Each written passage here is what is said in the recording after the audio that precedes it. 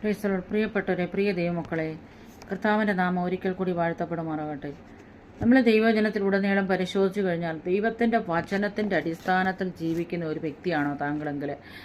ദൈവത്തിൻ്റെ വചനം ഇപ്രകാരം പറയുന്നു: വിടുവിക്കുവാൻ ശക്തനായ ഒരു ദൈവം നമ്മുടെ കൂടെ ഉണ്ട്. അതായത് കടഭാരമായാലും മദ്യപാനമായാലും കുഞ്ഞുങ്ങളുടെ വിദ്യാഭ്യാസമായാലും സാമ്പത്തിക നന്മയായാലും രോഗത്തിലായാലും ദുഃഖത്തിലായാലും പ്രശ്നത്തിലായാലും പ്രതികൂലത്തിലായാലും ഒരുവനായ കർത്താവ് വിടുവിപ്പാൻ യേശുവാണ് ശക്തനായത്. നമ്മൾ കല്ലിലോ മണ്ണിലോ ആശ്രയിക്കരുത് നമുക്ക് പറയുന്നുണ്ട്. നമുക്കൊരു വിഗ്രഹമോ കല്ലോ മണ്ണോ നമ്മുടെ മുന്നിലില്ല. നമ്മൾ കർത്താവിനെ കണ്ണടച്ചു കഴിയുമ്പോൾ നമ്മളെ കർത്താവിൻ്റെ രൂപഗണത്തെ അല്ലെങ്കിൽ ആ രൂപഗുണത്തെ കർത്താവ് ക്രൂശിക്കപ്പെട്ട കാൽവറിയിൽ നമുക്ക് വേണ്ടി അവസാനത്തുള്ള രക്തം വരെ ഊറ്റിത്തന്ന കർത്താവിൻ്റെതായ മഹിമയെ കാണുവാൻ നമ്മൾ കഴിഞ്ഞാൽ നമ്മൾ ഏറ്റവും ഭാഗ്യമുള്ളവരാണ്. അങ്ങനെയാണ് ദൈവത്തിൻ്റെ വചനത്തിൽ നമുക്ക് കാണാൻ കഴിയുന്നത്. രക്ഷിക്കാൻ കഴിവുള്ള, രക്ഷിക്കപ്പെടുവാൻ അല്ലെങ്കിൽ സ്വർഗത്തിലേക്ക് കൊണ്ടുപോകാൻ കഴിവുള്ള ഒരേ ഒരാൾ മാത്രമേ ഉള്ളൂ ഈ ഭൂമിയിൽ, കർത്താവായ യേശു ക്രിസ്തു അല്ലാതെ. അപ്പോൾ കർത്താവ് വിടുവിക്കാൻ സിയോനിൽ നിന്ന് വരുന്നു എന്നാണ് റോമർ 11:26 നമുക്ക് കാണുക. കർത്താവ് നമ്മളെ വിടുവിക്കാൻ സിയോനിൽ നിന്ന് വരുന്നു. കർത്താവ് സ്വർഗത്തിൽ നിന്ന് ഇറങ്ങി വരുന്നു.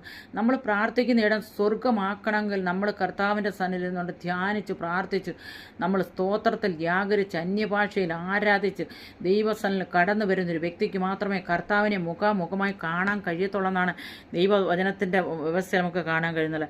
അപ്പോൾ ദൈവത്തിന് സന്നിധിയിൽ നിന്നൊരു വിടുതൽ പ്രാപിക്കണമെങ്കിൽ ആ വിടുതൽ പാപത്തിൽ നിന്നുള്ള വിടുതൽ നമ്മൾ ദൈവസന്നിധിയിൽ വിടുതൽ പ്രാപിക്കണം. പാപത്തെ പറഞ്ഞ് ദൈവസന്നിധിയിൽ കുറ്റം സമ്മതിച്ച് മടങ്ങി വരുന്നൊരു വ്യക്തിയെക്കുറിച്ചാണ് ഇപ്രകാരം പറയുന്നത്. അപ്പോൾ ആ ദൈവത്തിൻ്റെ കയ്യിൽ നിന്നുള്ള വിടുതൽ ആ വ്യക്തിക്ക് പ്രാപിച്ചെടുക്കാൻ കഴിയും. അപ്പം അടിമത്തത്തിൽ നിന്ന് ആ വ്യക്തി വിടുവിക്കപ്പെടുകയാണ്. പാപത്തിൽ നിന്ന് വിടുവിക്കപ്പെടുമ്പോൾ അടിമത്തത്തിൽ നിന്ന് ആ വ്യക്തി വിടുവിക്കപ്പെടുവാണ്. എന്നാൽ അതിനുവേണ്ടി നാളുകളിൽ നമ്മൾ ഒരുങ്ങുവാണെങ്കിലും പ്രാർത്ഥിക്കുവാണെങ്കിലും ദൈവം നമ്മളെ നടത്തുവാൻ ശക്തനായ ദൈവമാണെന്നുള്ള കാര്യം നാം എപ്പോഴും മറന്നു പോകുന്ന അനുഭവമാണ്. നമ്മൾ പലപ്പോഴും ഒരു പ്രവാചകൻ്റെ അടുക്കൽ ഓടിപ്പോവും, അല്ലെങ്കിൽ ഒരു ശുശ്രൂഷകൻ്റെ അടുക്കൽ ഓടിപ്പോവും, പ്രാർത്ഥിക്കുന്ന ഒരു വ്യക്തിയുടെ അടുക്കലേക്ക് ഓടിപ്പോവും. നമുക്ക് ഇരുന്ന് പ്രാർത്ഥിച്ച് വിടുതൽ പ്രാപിക്കാൻ നമുക്ക് സമയമില്ല.